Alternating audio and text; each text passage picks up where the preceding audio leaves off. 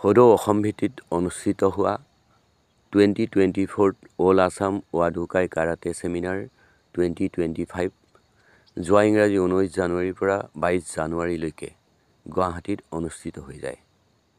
সেই ছেমিনাৰত অৰ্থাৎ all Assam Wadokai karate গ্ৰেডিঙত Lakhimpur জিলাৰ অন্তৰ্গত মহাইজানৰ ৱাডুকাই কাৰাটে চেণ্টাৰৰ পৰা কেইবাগৰাকীও কাৰাটে প্ৰশিক্ষাৰ্থীয়ে লখিমপুৰ জিলাৰ ৱাডুকাই কাৰাটে এছ'চিয়েশ্যনৰ চিফ ইনষ্ট্ৰাক্টৰ বাবু হুছেইন আৰু মহাইজানৰ কাৰাটে চেণ্টাৰৰ ইনষ্ট্ৰাক্টৰ জগত দাসৰ তত্বাৱধানত অংশগ্ৰহণ কৰি সফলতাৰ খোজেৰে আগবাঢ়ি গৈ খেলুৱৈসকলে বিভিন্ন শাখাত সুখ্যাতিৰে বেল লাভ কৰিবলৈ সক্ষম হয়।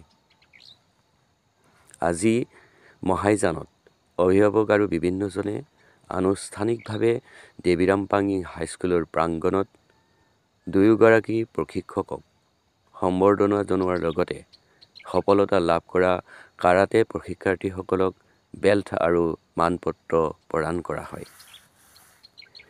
24th all Assam Wadokai karate গ্ৰেডিঙত সফলতাৰে বেল লাভ কৰা মহাইজানৰ কাৰাটে প্ৰশিক্ষাৰ্থীসকল হৈছে 8Q শাখাৰ য়েল্লো বেল্ট প্ৰাপক ক্ৰমে দৃষ্টিৰূপা ৱেঙিয়া, সৌৰভজ্যোতি ডেকা, চিৰন্তন পাঙ্গিং, বিকাশ হাজৰিকা, ভাৰ্গৱজ্যোতি পাঙ্গিং আৰু 7Q শাখাৰ গ্ৰীণ বেল্ট প্ৰাপক ক্ৰমে ননীগোপাল পাঙ্গিং, ৰোহিত পাঙ্গিং, ধ্ৰুৱজ্যোতি দত্ত। সদৌ অসম ভিত্তিত আয়োজিত 24th all Assam Wadokai karate seminar 2025ৰ গ্ৰেডিঙত মহাইজান কাৰাটে চেণ্টাৰৰ পৰা যোগদান কৰি সফলতাৰে খেলুৱৈসকলে বেল লাভ কৰিবলৈ সক্ষম হৈছে। দলটোৰ তত্বাৱধানত যোৱা লখিমপুৰৰ চিফ ইনষ্ট্ৰাক্টৰ বাবু হুছেইন ডাঙৰীয়াৰ অনুভৱটো কি জানিব বিচাৰিছোঁ। খুব ভাল লাগিছে। জগত দাসে ইয়াত আহি, তেওঁ মোৰে ষ্টুডেণ্ট হয়, তেওঁ ইয়াত আহি পিনি বহুত কষ্ট কৰি ল'ৰা ছোৱালীবিলাক আগুৱাই লৈ গৈছে। এইবাৰ 24 অল আছাম ট্ৰেইনিং চেণ্টাৰত গৈছে, চবেই ট্ৰেইনিং কৰিছে। তাৰ 7জন বেল গ্ৰেডিঙৰ কাৰণে বেলো পাইছে। মই জগত দাসক ধন্যবাদ দিছোঁ। তেওঁ ইমান দূৰৰ পৰা আহি কষ্ট কৰি যেন কৰিছে, তাৰ কাৰণে মোৰ ফালৰ পৰা ধন্যবাদ থাকিলে। মহাইজান কাৰাটে চেণ্টাৰৰ সক্ৰিয় এগৰাকী অভিভাৱক শিক্ষক পুষ্প এঙিয়া ডাঙৰীয়া। এই চেণ্টাৰৰ পৰা কাৰাটে প্ৰশিক্ষাৰ্থীসকলে বিভিন্ন শাখাত সফলতাৰে বেল লাভ কৰিবলৈ সক্ষম হৈছে। এগৰাকী সক্ৰিয় কৰ্মী হিচাপে আপোনাৰ অনুভৱ কি? অনুভৱটো হৈছে আজি পৃথিৱীত নিজক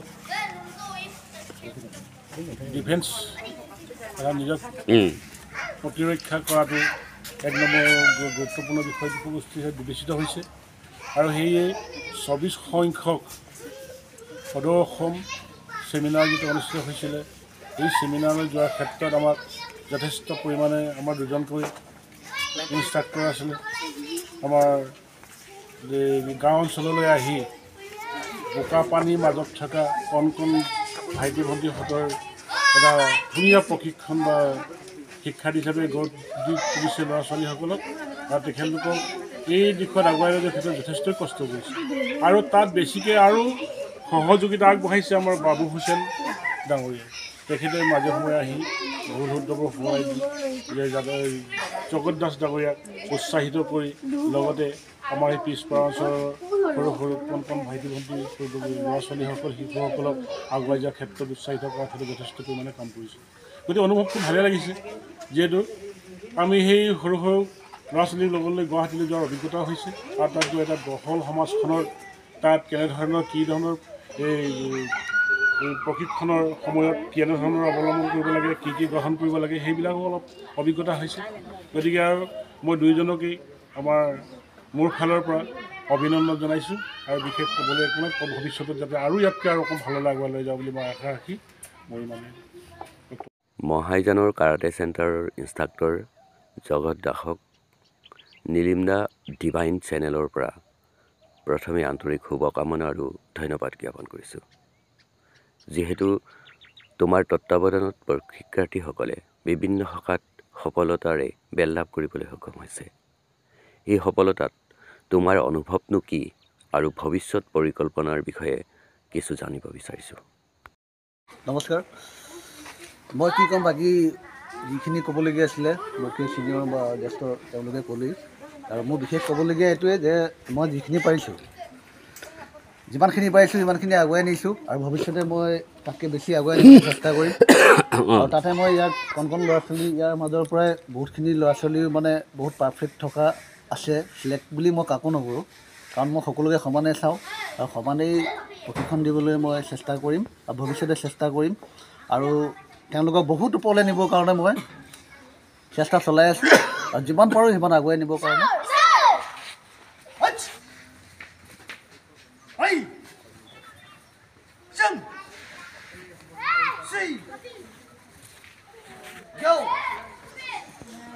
মহাইজানৰ ৱাডুকাই কাৰাটে চেণ্টাৰৰ প্ৰশিক্ষক জগত দাসৰ প্ৰশিক্ষণথলীত প্ৰশিক্ষাৰ্থীসকলক প্ৰশিক্ষণ দিয়াৰ কিছু দৃশ্য বন্দী কৰাৰ চেষ্টা কৰিলোঁ।